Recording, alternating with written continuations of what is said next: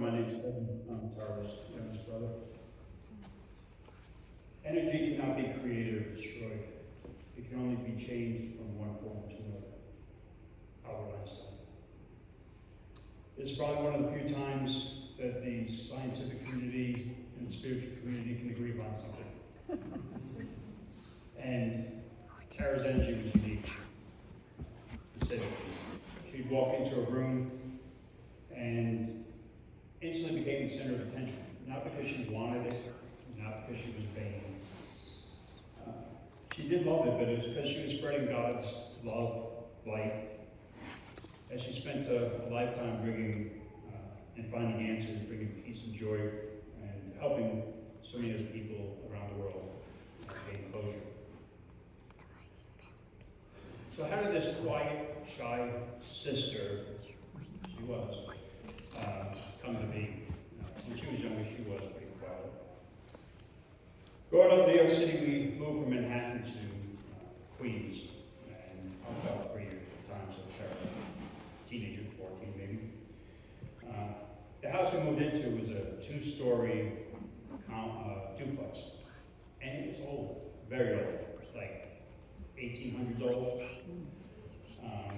Bedrooms upstairs with the 1 bathroom, downstairs the dining room, and all that stuff. And in the basement was the coal furnace that heated the house, that you had to shovel coal and add coal deliveries. That's how old this house was. It was early 1800s. And the duplex, it was rumored, had a tunnel that led down to the river where they transported escaped slaves to freedom.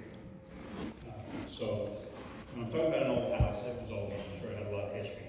And we soon found out about that history, long before Tarra became this well-known spiritual person that we know of her today.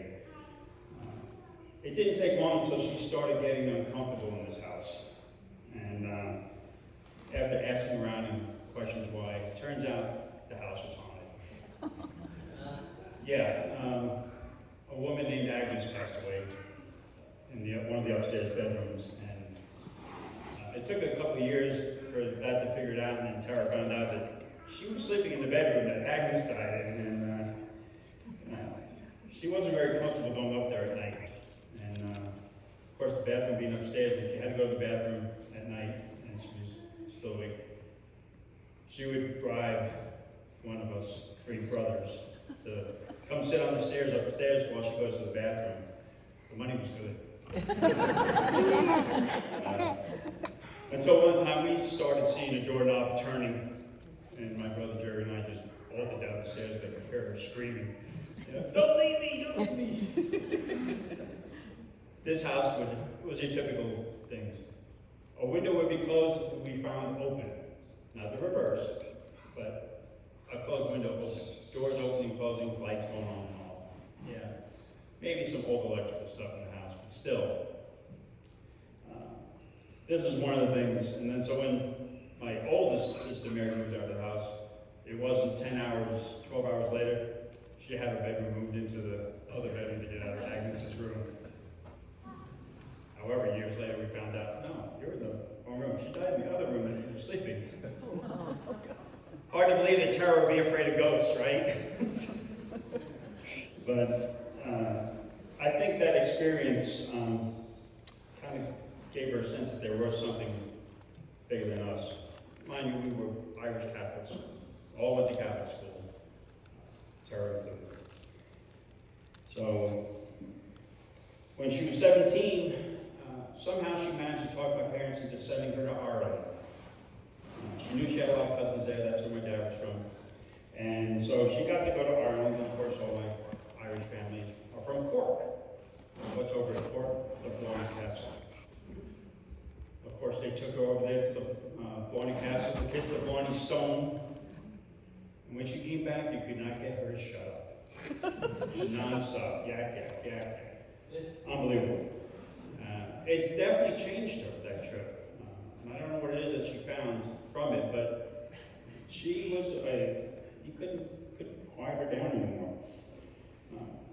I think the experiences she had learning about our resident ghost Agnes, shortly later in life after that, the loss of her first son, Christopher, made her question life, made her question God, the religion that we all were prone to knowing.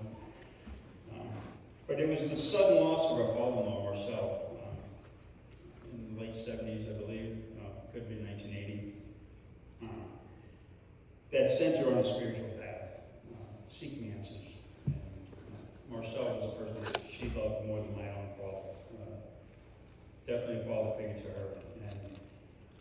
And it really shook her foundation to a different level. And so she had a great teacher, Suzanne, back in New York, who I had the pleasure of going to classes with as well and learning what my sister was learning too. As the saying goes, the rest is history. We don't know what Tarra's become the rest of her life. And from moving to Sedona, she made non-believers believe. She's helped thousands upon thousands of people in their darkest hours. She's appeared on national television in the Regis Catholic show. She's done talk radio shows. She helped police with missing persons cases. All those things that a lot of people don't realize where her spiritual journey took her. And it continued, obviously, when she sought out and found Sedona and came here. And in 1994, I came out to Sedona. Take it back, I was a little earlier, but a couple of years later, Tarra went from Sedona, came to New York, and brought along a very good friend. That friend of hers became the love of my life and my soulmate. And Tarra showed me how to follow my heart and intuition. And within 9 months of meeting Chris, we got married. 2 beautiful children, 2 beautiful grandchildren. I didn't really get to know Tarra, or Pat as we knew her growing up, a given name, Pat Patricia, as well as I did until the Summer of Sam, or 1977, for those that knew about the history of New York. The Son of Sam was something that was running very rampant and put a lot of fear in people. And because of that, my parents insisted that she go to our upstate cottage 2 hours up in the Catskills. And so Jerry and I had to spend the whole summer up there with her.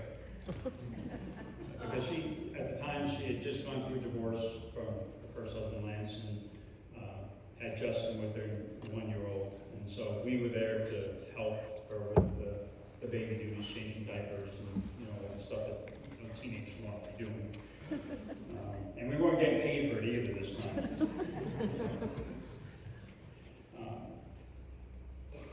But getting to know her up there, she wasn't just that annoying sister who would, be in a room playing Beatles music or Motown, and, don't bother me, or taking up all the time in the one bathroom that the house had that a typical teenage girl would do. She became a different person, at least a different person I got to know. She became so much stronger. Even with that experience of being in upstate, she made new friends. She saw that there was a life outside of an abusive relationship. She knew that there was more for her. And that's the big sister that I grew up with. And of course, the rest, as I said, is history. You all got to know her on so many other levels. And Anne mentioned, the Aherns we're a dysfunctional family.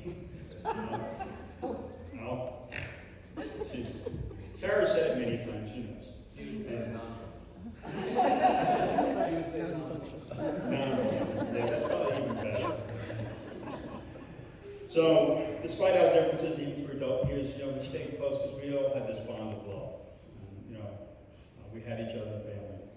Fortunately for her, other siblings have been waiting for her to come. They went ahead of us and greeted her. And I'll close with this. Pierre Teilhard de Chardin is a French Jesuit priest, historian, scientist, philosopher, mystic, and teacher.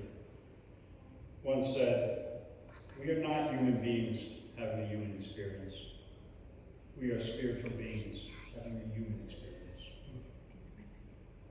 Tarra's human experience we spent a lifetime of listening to the whispers of the universe and teaching us how to live our best lives and how to listen to that universe. Now Tarra's spiritual being is the voice that we hear and whispers to us. She's the warmth in the sun. She's the light that will continue to guide us through our individual paths. On the way here, when I started my car up this morning, put my Pandora station on, put my Apple station on, right?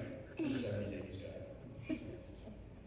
And the song comes on, I'd heard only once before, and I was experimenting with what's the new, latest, greatest hits going on.